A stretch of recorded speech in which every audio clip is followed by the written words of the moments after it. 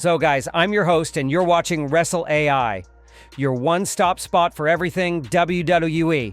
Let's jump right into today's big stories. John Cena set for SmackDown, a major WrestleMania match card update, Gunther finally looking nervous, Charlotte and Tiffany's segment creating chaos backstage, and much more. Let's kick things off with a major update from WWE's Hall of Fame class of 2025. WWE has officially announced a few more legacy inductees for this year, and they're absolute legends. WWE tweeted earlier confirming that Kamala, Dory Funk Sr., and Ivan Koloff will be inducted as part of the 2025 legacy class. Now, a few weeks ago, some reports had already hinted at Kamala being inducted, and those rumors have now turned out to be spot on. As for Dory Funk Sr. and Ivan Koloff, while many of today's fans may not be as familiar with them, they were huge names back in their era. WWE doesn't hand out legacy inductions casually. These men truly left a mark on the business. So far, here's who we know is confirmed.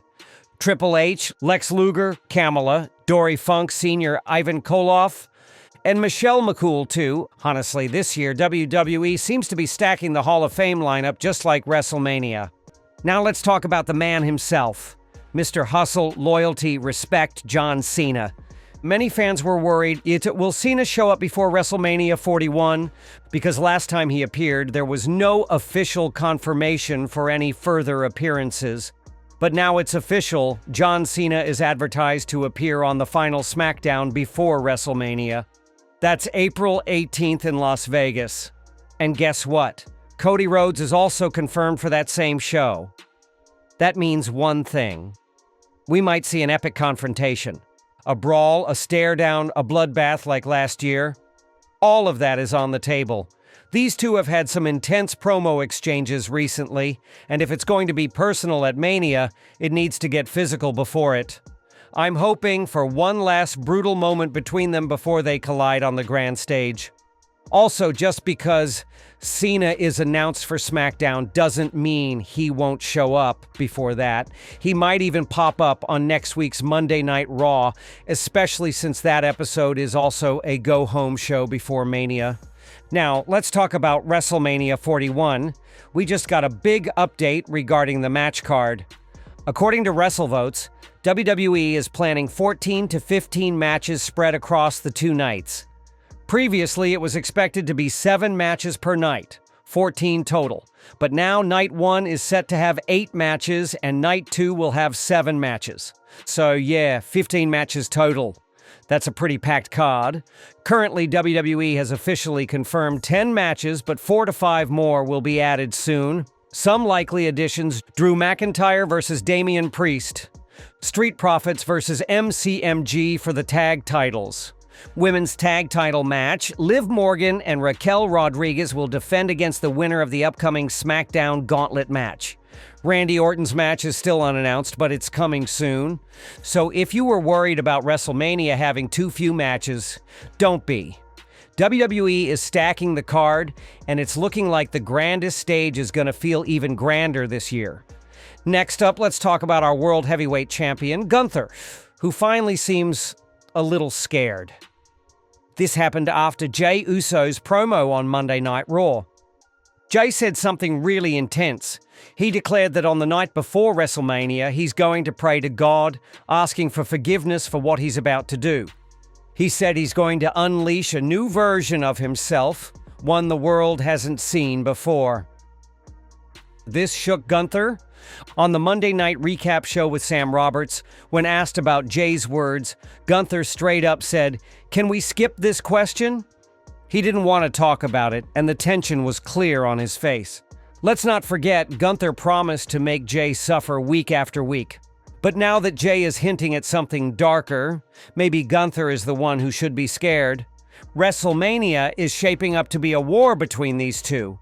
Now here's something interesting. Let's talk about Ric Flair, the Nature Boy, who has made his opinion clear on this Cena versus Cody showdown. In a recent interview on Busted Open Radio, Flair said he wants Cody to retain the title at WrestleMania. Why?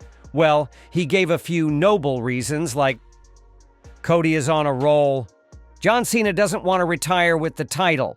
And Cena is a company guy who always does what's best for business. Sounds noble, right? But let's be real here.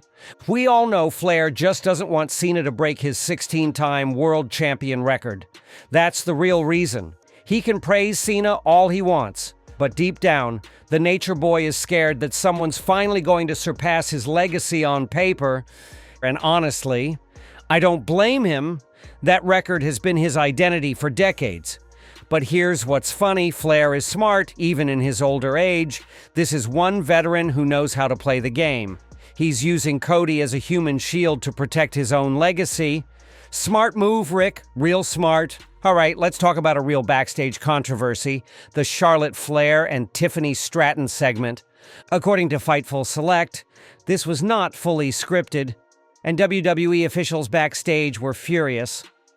Apparently, Charlotte took the promo off script first, bringing up Tiffany's voice and making things personal. That forced Tiffany to fire back with unscripted lines about Charlotte's marriage and past relationships. WWE never approved these lines. And when they saw the footage, their reaction was like, "What just happened?"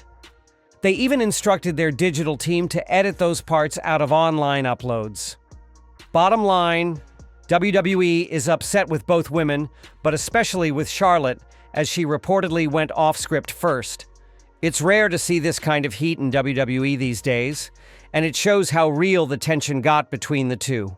Let's see if WWE turns this into a proper storyline, or if they quietly move past it. Let's talk about Hikuleo. Remember him? The powerhouse from New Japan Pro Wrestling that WWE signed last year? Well, we finally have a solid update. According to WrestleVotes, Hikuleo is expected to debut in NXT after WrestleMania, likely in May or June. Earlier, there were rumors from Dave Meltzer that Hikuleo might go straight to the main roster, but WrestleVotes now says that WWE plans to start him off in NXT. Honestly, this makes sense. Give him time to settle in, build a character, and then move to Raw or SmackDown. So expect to see Hikuleo very soon, possibly as early as NXT's May episodes. Next up, let's talk about the Viper, Randy Orton. We're just weeks away from WrestleMania, and Orton still doesn't have a confirmed opponent, but a new speculation is gaining traction.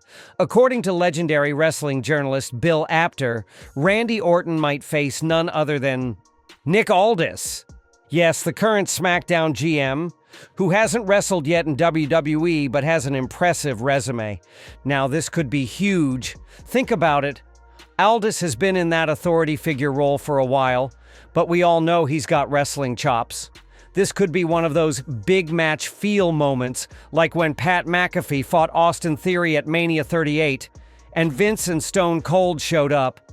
I could totally see something similar here. Aldis versus Orton in a surprise marquee match. It's unexpected, it's fresh, and it gives Orton a unique spotlight. What do you think? Let me know in the comments. Now move on to our next story, John Cena versus Cody Rhodes at WrestleMania. Now Cena has promised that if he wins, he's taking the championship with him, and fans are starting to speculate, will WWE debut a new title belt? Could we see the return of the spinner belt, or maybe a brand new custom Cena championship? With Cena on his farewell tour, and if he becomes a 17-time world champion, WWE might want to mark the occasion with a new belt design, just like they did with the tribal belt for Roman. Also, WWE recently revealed a new version of the spinner belt in their merch line, so you never know. That might be more than just nostalgia. It could be a tease of what's to come if Cena wins. Let's see how it plays out, but honestly, it would be iconic to see Cena win the title and bring back the spinner for one last ride. All right, let's close with something visually brutal. Let's talk about Braun Breaker and the devastating spear he delivered to Carlito on Monday Night Raw. Guys, that was insane. The way he sprinted across the ring like a missile and absolutely cut Carlito in half, it was like something out of an action movie. I mean, this wasn't just a spear, it was a warhead. And the best part? There's a new angle of that spear making rounds online, and when you see it, trust me, your jaw will drop. Even Carlito joked on Twitter saying, This is my funeral date. Hope you all attend. Even he acknowledged he got destroyed. And here's the thing, Braun's spears are becoming more deadly every week. Just like Roman's spear in the Royal Rumble was deadly and clean, Braun's are now getting faster, straighter, and more brutal with every match.